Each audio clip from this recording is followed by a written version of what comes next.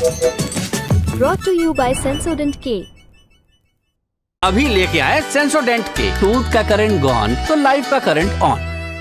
गर्मी का मौसम यानी ढेर सारा पसीना। ऑफिस से लौटो तो शर्ट पसीने में भीगी होती है। किचन में घुसते ही पसीना आने लगता है। गर्मियों में थोड़ी देर भी बिना पंखे कूलर के नहीं रहा जाता। 2 मिनट के लिए भी पंखा बंद करो तो तुरंत चेहरे पर पसीने की बूंदें आने लगती हैं। टप टप करके पसीना गिरने लगता है। गर्मियों में इस पसीने के चलते हर काम आफत लगता है। जीना मुश्किल हो जाता है। सोचिए, चिलचिलाती गर्मी हो और पसीना ही ना आए, मज़ा आ जाएगा ना। लेकिन क्या आपको पता है कि ये पसीना बड़े काम की चीज़ है। दरअसल जब भी हम कोई मेहनत वाला काम करते हैं या हमें बहुत तेज़ धूप लग रही होती है, तब शरीर का तापमान बढ़ जाता है, वह गर्म होने लगता है और ऐसे में शरीर के तापमान को बैलेंस करने के लिए आता है पसीना। इससे शरीर को ठंडक मिलती है। ऐसे में आज के इस एपिसोड में हम बात करेंगे पसीने पर।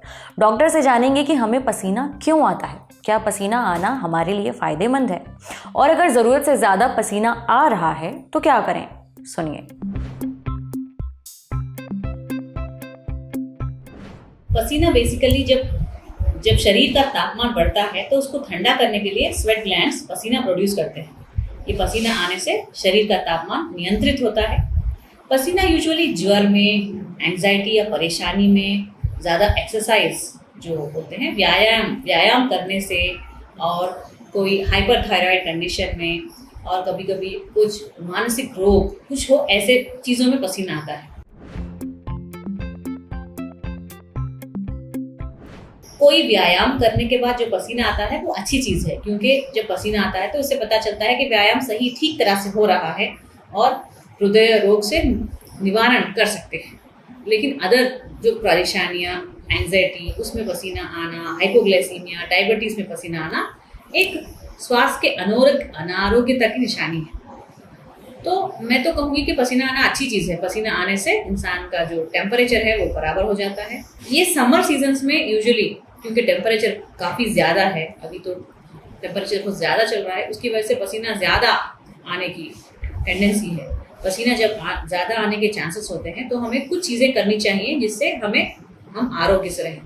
एक तो पानी ज़्यादा पीना, इवन प्यास ना भी लगे तो हमें ज़्यादा से ज़्यादा पानी पीना चाहिए।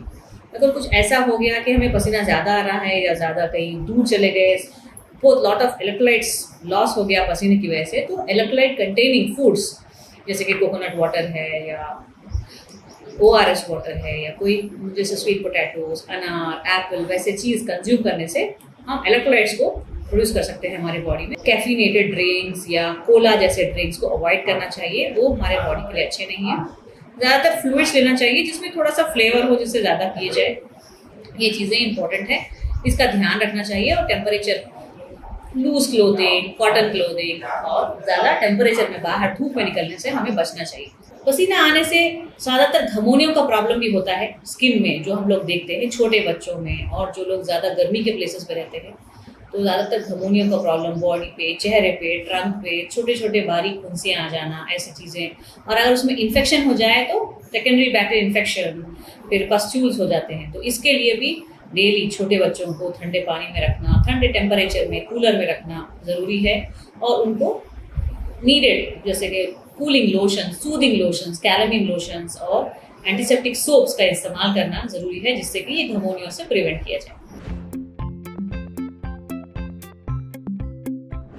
कई लोगों को पसीना ज़्यादा आता है अंडर आर्म्स में, ले लीजिए हथेलियों में, तलवों में। हथेलियों में ज़्यादा पसीना आने की वजह से वो लोग लिख नहीं पाते हैं, तो उसके लिए डर्मेटोलॉजिस्ट कई ट्रीटमेंट करते हैं, जिसमें है एक आयोंटोफोरेसिस।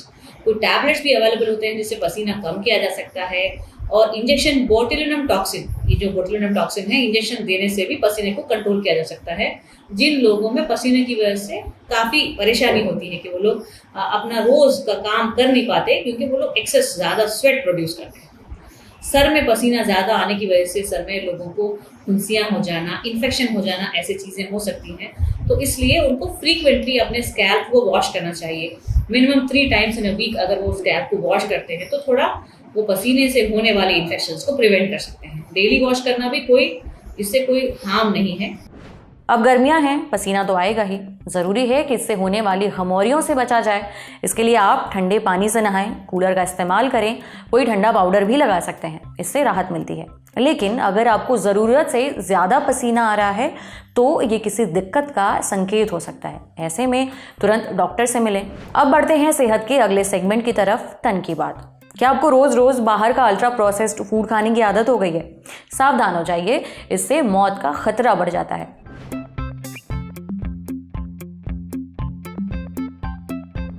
आपको भूख लगी है, घर का खाना खाने का मन नहीं है, कुछ बनाने का भी मन नहीं है, आपने अपने पास रखा एक चिप्स का पैकेट खोला और खा लिया, साथ में कोल्ड ड्रिंक भी गटक गए।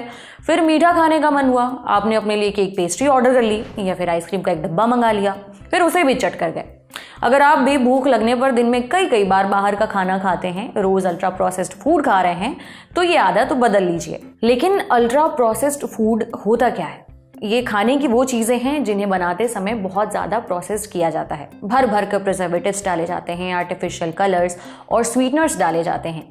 ये सब आम तौर पर घर के खाने में नहीं होता। अल्ट्रा प्रोसेस्ड फूड में कैलोरी बहुत ज़्यादा होती है, जबकि फाइबर और दूसरे पोषक तत्व ना के बराबर होते हैं, जैसे कि cold drinks, chips, candy, chocolate, ice cream, packaged soup, cereals, chicken nuggets, hot dog और फ्राइज वगैरह। अगर आप भी ये चीज़ें रोज रोज खाते हैं तो सावधान हो जाइए। अमेरिका की हार्वर्ड यूनिवर्सिटी की रिसर्च में साबित हुआ है कि अल्ट्रा प्रोसेस्ड खाने से मौत का जोखिम कई % बढ़ जाता है। रिसर्च में 30 साल से ज़्यादा समय तक 1,14,000 लोगों पर यह स्टडी की गई। उनका खाना पीना और लाइफस्टाइल ट्रैक किया गया। मेडिकल जर्नल BMJ में छपी इस रिसर्च के मुताबिक जिन लोगों की डाइट में अल्ट्रा प्रोसेस्ड फूड बहुत ज़्यादा होता है, उनके समय से पहले मरने का खतरा 4% ज़्यादा है। सिर्फ यही नहीं, ऐसे लोग जो नियमित रूप से अल्ट्रा प्रोसेस्ड मीट खाते हैं, उनमें समय से पहले मौत की संभावना 13% ज़्यादा है। वहीं जो लोग ज़्यादा शुगर और आर्टिफिशियल शुगर वाली ड्रिंक्स बहुत पीते हैं, उनमें जल्दी मौत होने का जोखिम 9% ज़्यादा रहता है। लगभग 34 साल तक चली इस स्टडी के दौरान रिसर्चर्स ने 48,193 मौतों पर भी स्टडी की। इनमें 13,000 से ज़्यादा कैंसर से हुई थी, 11,000 से ज़्यादा दिल की बीमारियों से, करीबन 4,000 मौतों की वजह सांस से जुड़ी बीमारियां थीं। वहीं 6,000 मौतें न्यूरो डीजेनरेटिव डिजीज से जुड़ी थीं। न्यूरो डीजेनरेटिव डिजीज में हमारे सेंट्रल नर्वस सिस्टम की सेल्स यानी कि कोशिकाएं काम करना बंद कर देती हैं। रिसर्चर्स का कहना है कि अल्ट्रा प्रोसेस्ड फूड खाने से मौत का जोखिम बढ़ जाता है। ऐसे में रेडी टू ईट प्रोडक्ट्स खाने से बचा जाए, खासकर मीट और सी फूड। आप ऐसी चीज़ें खाइए जो अनप्रोसेस्ड या फिर थोड़ी बहुत प्रोसेस्ड हों, जैसे कि फल, सब्जियां, नट्स, सीड्स, अंडे, फिश और मीट। इन्हें खाने से बीमारियों और मौत दोनों का ही जोखिम कम होगा। आप हेल्दी भी रहेंगे। समझे? अब बारी है सेहत के आखिरी सेगमेंट की, खुराक, यानी एक झक्कास सी हेल्थ टिप। जानिए किडनी के मरीजों को ज़्यादा हल्दी खाने के लिए मना क्यों किया जाता है।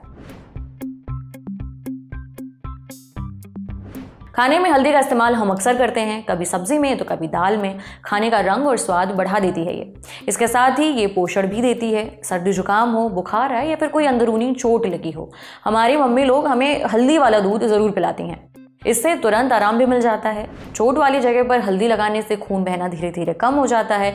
इसमें एंटीऑक्सीडेंट, एंटीसेप्टिक और एंटी इन्फ्लेमेटरी गुण होते हैं, जिससे शरीर के बीमारियों से लड़ने की क्षमता बढ़ती है। यानी हल्दी से शरीर को बड़े फायदे पहुंचते हैं।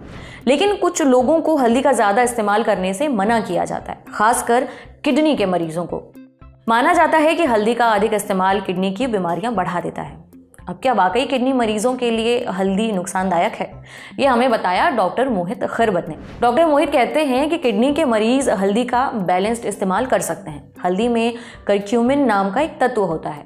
इसमें एंटी इन्फ्लेमेटरी गुण पाए जाते हैं, यानी ये शरीर के अंदर की सूजन को कम करता है। इसके साथ ही इसमें एंटीऑक्सीडेंट गुण भी होते हैं। हल्दी हाई ब्लड प्रेशर को कम करने का भी काम करती है।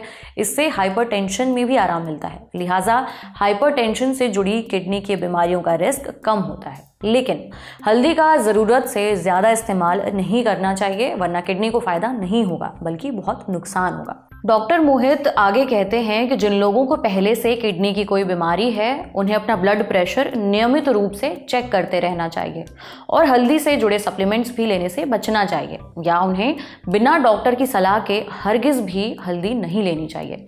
ऐसा पाया गया है कि हल्दी में पाए जाने वाले करक्यूमिन के ज़्यादा इस्तेमाल से नेफ्रोटॉक्सिसिटी हो सकती है, यानी किडनी डैमेज हो सकती है, खासकर उन लोगों में जिन्हें पहले से ही किडनी से जुड़ी कोई दिक्कत है। हल्दी में पाए जाने वाले करक्यूमिन में ऑक्सलेट भी होता है, जिसकी वजह से किडनी में पथरी हो सकती है, जिसे कैल्शियम ऑक्सलेट किडनी स्टोन कहा जाता है। देखिए, किडनी हमारे शरीर से टॉक्सिन्स को पेशाब के जरिए बाहर निकाल देती है। टॉक्सिन्स यानी हमारे शरीर की गंदगी। जब हम ऐसी चीज़ों को बहुत ज़्यादा खाते हैं जिनमें ऑक्सलेट होता है, जैसे कि हल्दी, तब हमारा शरीर इसे पेशाब के ज़रिए शरीर से बाहर नहीं निकाल पाता। इससे ये शरीर में जमा होने लगता है और किडनी में स्टोन बना देता है। ऐसे में किडनी के मरीजों को कम हल्दी ही खानी चाहिए। बहुत ज़्यादा इस्तेमाल आपको परेशानी दे सकता है। आज सेहत में इतना ही। अच्छा हाँ, आप अगर डॉक्टर हैं या फिर डॉक्टर से जुड़ा आपका कोई सवाल है तो इस ईमेल आईडी पर दाग दीजिए sehat.lalantop@gmail.com। मुझे दीजिए इजाज़त। शुक्रिया।